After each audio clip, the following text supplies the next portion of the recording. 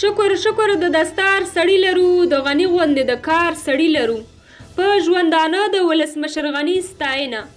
دا چې ژوندي اشخاص باید په ژوندونې وستایل شي په همدې اړه افغان هنرمند او سینمایي لوبغاړي آریان خان څرګندونې او یوه بیلګه لري چې موږ یې دغه ویډیو کې درته وایو ویډیو تر پایه وګورئ او چینل هم سبسکرایب کړئ افغانان او په تیره بیا پښتانه خپلو کې یوه مقوله لري چې افغانان یا پښتانه په ژوندیو کې ښه نه لري او په مړو کې بد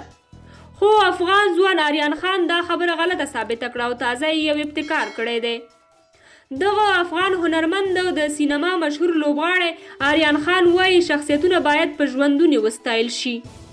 په ژوندانه د ولسمشر غني ستاینه د هغه لنډ فلم نوم دی چې آریان خان د ولسمشر غني د ستاینې لپاره جوړ کړی دی آریان خان یاران ویب سایټ سره په خبرو کې ویلي ما د دې فلم لپاره ډیر کوښښونه او هڅې کړي دا چې افغانان خپل اتلان په مړینه ستایي غواړم دا دود ختم کړم او هغه شخصیتونه چې وړ وي او د خپل ولس لپاره په رښتینې ډول کار کوي په ژوندونې یې وستایم په دې لنډ فلم کې چې د سندرې په شمول د احساساتو څخه ډکې جملې او بیتونه کارول شوي 8 دقیقې او 9 ثانیې دی آریان خان وایي ما غني افغانستان په خپلې مینې او احساساتو کې ستایلی زه خپل کار ته ژمن او صادق یم که څه هم داسې کسان به وي چې زما د پرمختګ او ستړیاو مخه ونیسي